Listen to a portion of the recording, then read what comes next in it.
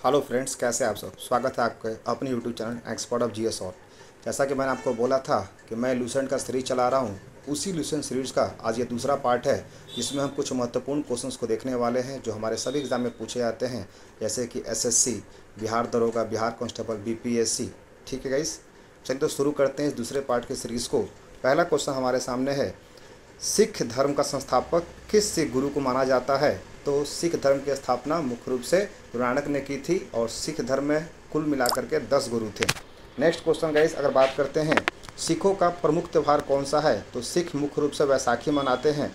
Next question, iron man के नाम से किसे जाना जाता है, तो वह सरदार वल्लभ भाई पटेल, और यह हमारे भारत के सबसे पहले डिप्टी प्राइम मिनिस्टर का पोस्ट इन्होंने होल्ड किया था। और इन्हीं के नाम से गुजरात के अहमदाबाद में एक स्टैचू बनाई गई है जिसका नाम है statue of unity.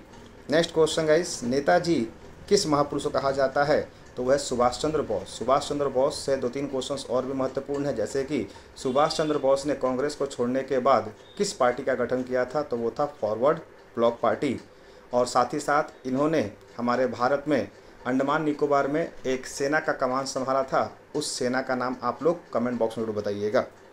Next question 38, Delhi स्थित लाल बहादुर शास्त्री की समाधि स्थल का क्या नाम है। हाँ गाइस, आजकल ऐसे भी क्वेश्चंस आ रहे हैं खास करके फ्यूनरल प्लेस को लेकर। तो लाल बहादुर शास्त्री मुख्य रूप से इनके समाधि स्थल का नाम है विजय घाट। नेक्स्ट, महाभारत का रचयिता कौन है, तो यह है महर्षि वेद व्यास। ये भी क्वेश्चन बहुत बार एग्जाम में देखे गए हैं। नेक्स्ट क्वेश्चन है, अर्थशास्त्र नामक पुस्तक किसने लिखी थी। तो गाइस, अर्थशास्त्र पुस्तक नाम से लगता है कि ये एक फाइनेंस का बुक होगा, लेकिन ऐसा नहीं है।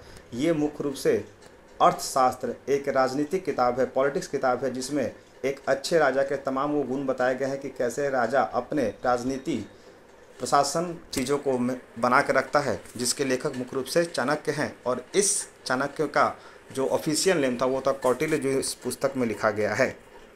नेक्स्ट क्वेश्चन, क्वेश्चन नंबर 41, जय जवान जय किसान का नारा किसने दिया था, तो वो था लाल बहादुर शास्त्री। और इसी में एक और नारा जोड़ा गया था, विज्ञान, यानी जय जवान जय किसान और जय विज्ञान का नारा किसने दिया था, तो वो था Atal Bihari Vajpayee.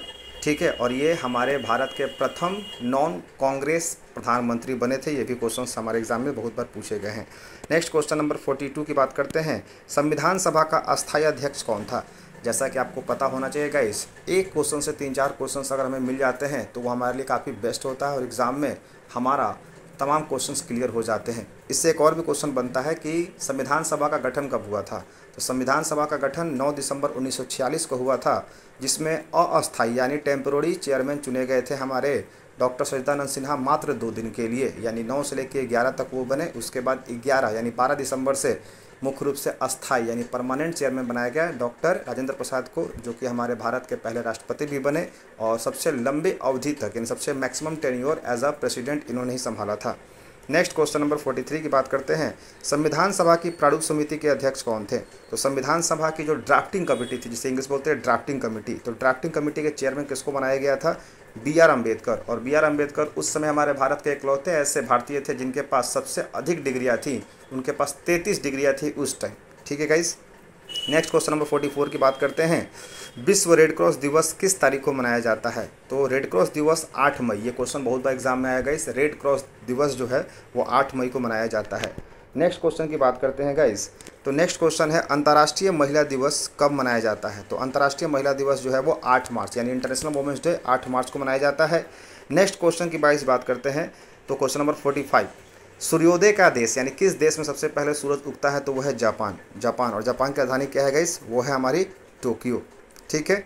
Next question number बात करते हैं गाइस, क्वेश्चन नंबर 47 क्षेत्रफल की दृष्टि से भारत में सबसे छोटा राज्य कौन सा है। तो एरिया वाइज सबसे छोटा राज्य हमारा पड़ता है गोवा, लेकिन सबसे बड़े राज्य की बात करते हैं एरिया में तो वो होता है राजस्थान, लेकिन अगर पॉपुलेशन की बात करते हैं तो वो पड़ जाता है उत्तर प्रदेश।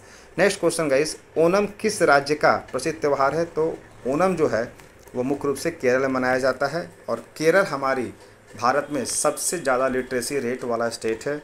साथ ही साथ वहाँ पर जो हमारी बात करते हैं लिटरेसी के साथ साथ पॉपुलेशन में जो मेल और वुमेन के जो रेशियोज होते हैं वो भी काफ़ी ज़्यादा है वहाँ पर केरल में। ठीक है। नेक्स्ट, दिल्ली भारत की राजधानी कब बनी। तो गाइज यहाँ से 2 क्वेश्चन बनते हैं। एक तो दिल्ली भारत की राजधानी 1911 में बनी, और सन 1911 के नियर अबाउट ही हमारे भारत में राष्ट्रपति भवन मुख्य रूप से बन गया था। नेक्स्ट क्वेश्चन नंबर 50, सबसे चमकीला प्लैनेट यानी ब्राइटेस्ट प्लैनेट कौन सा है? तो वो है शुक्र जिसे आप लोग बोलते हो सैटर्न। नेक्स्ट गाइस, भारत का राष्ट्रीय पशु, ये सिंपल क्वेश्चन है, क्योंकि एग्जाम में कभी कभी सिंपल क्वेश्चन ही पूछ लेते हैं, इसलिए मैंने सोचा कि कुछ सिंपल क्वेश्चन भी करा दूँ ताकि आपको मोटिवेशन मिल जाए कि हाँ हमें इंटरेस्ट आ रहा है।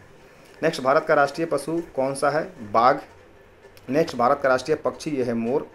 भारत का राष्ट्रीय जलीय जीव तो ये गंगा डॉल्फिन, और गंगा डॉल्फिन पता होगा हमारे भारत में गंगा डॉल्फिन का एक रिसर्च सेंटर एकमात्र भारत में, ये भी क्वेश्चन आया है कि भारत में एकमात्र गंगा डॉल्फिन रिसर्च सेंटर कहाँ बनाया गया है? तो हमारे बिहार में पटना में बनाया गया है।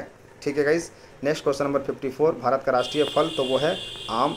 नेक्स्ट, भारत का राष्ट्रीय फूल कौन सा है? तो वो है कमल। नेक्स्ट, भारत का राष्ट्रीय पेड़ कौन सा है? तो वो है बरगद यानी किसे बोलते हैं? बनियान। ठीक है। नेक्स्ट, भारत का राष्ट्रीय खेल कौन सा है? तो गाइस यहाँ पे याद रखिए क्वेश्चन नंबर 57 ये गलत है। मैं इसलिए गलत कह रहा हूँ इसे क्योंकि हमारे भारत का कोई ऑफिशियल स्पोर्ट्स है ही नहीं, नेशनल स्पोर्ट्स कोई है ही नहीं। हॉकी भले हम लोग कहने को कह देते हैं कि हॉकी है, लेकिन हॉकी हमारा नेशनल स्पोर्ट्स नहीं है। ठीक है।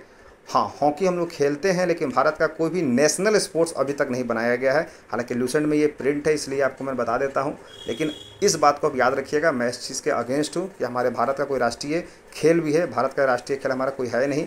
बोलने में 99% लोग ये बात बोलते हैं कि भारत का राष्ट्रीय खेल हॉकी है, लेकिन अगर मैं आप लोग गूगल भी कर लीजिएगा, भारत का नेशनल स्पोर्ट्स कोई नहीं है।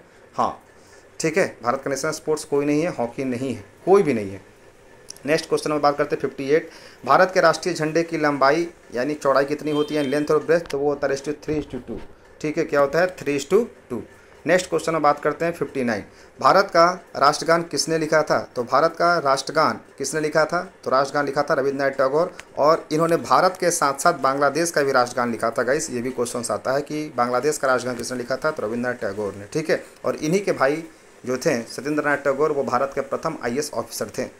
नेक्स्ट गाइस, भारत का राष्ट्रीय गीत कौन सा है? तो यह है वंदे मातरम। नेक्स्ट क्वेश्चन, भारत का राष्ट्रीय गीत किसने लिखा था? तो राष्ट्रीय गीत लिखा था बंकिम चंद्र चटर्जी। नेक्स्ट, भारत यानी महात्मा गांधी को राष्ट्रपिता सबसे पहले किसने कहा था? तो राष्ट्रपिता का इनको जो पदवी थी या फिर कह सकते हैं जो टाइटल था, वो नेताजी सुभाष चंद्र बोस ने ही दिया था।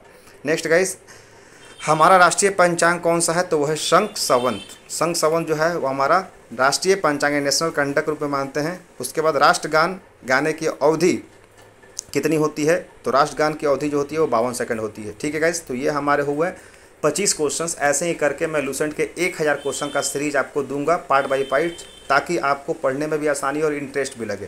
क्योंकि अगर मैं एक बार में ही 100 क्वेश्चन 200 क्वेश्चन दूंगा तो फिर आपको इंटरेस्ट नहीं बल्कि वो आपके लिए बोरियत हो जाएगी। और जैसा कि मैंने आपको शुरुआत में बताया था कि GS फोबिया यानी GS का आपको डर को हटाना है और इंटरेस्ट को बढ़ाना है, इसलिए लूसेंट के 1000 क्वेश्चन को मैं पार्ट बाय पार्ट 25-25 क्वेश्चन करके आपको सीरीज में दूंगा, ताकि आप चीज़ों को अच्छे से समझ सकें और उसे इंटरेस्ट ले सकें और आपके आने वाले सभी एग्जाम्स क्लियर हो सकें। ठीक है गाइस, तो आई होप आपको ये सेशन अच्छा लगा होगा तो इस चैनल को लाइक करें, सब्सक्राइब करें और बेल बटन दबा दें, ताकि जो भी मेरी वीडियो आने वाली है वो आपको मिलते रहे। ठीक है गाइस, तो आई होप आपको सबको अच्छा लगा होगा। अगर आपको इसके अलावा और भी कुछ पढ़ना होगा तो कमेंट बॉक्स में जरूर लिखिएगा कुछ चैप्टर्स जो आपको एक्स्ट्रा पढ़ने हैं। अगर मेरे पास समय होंगे तो मैं बिल्कुल आपको बताने की कोशिश करूँगा, क्योंकि मेरे भी थोड़े पेपर हैं, इस कारण से मैं भी थोड़ा व्यस्त हूँ। ठीक है guys, that's all, thank you, bye bye, take care.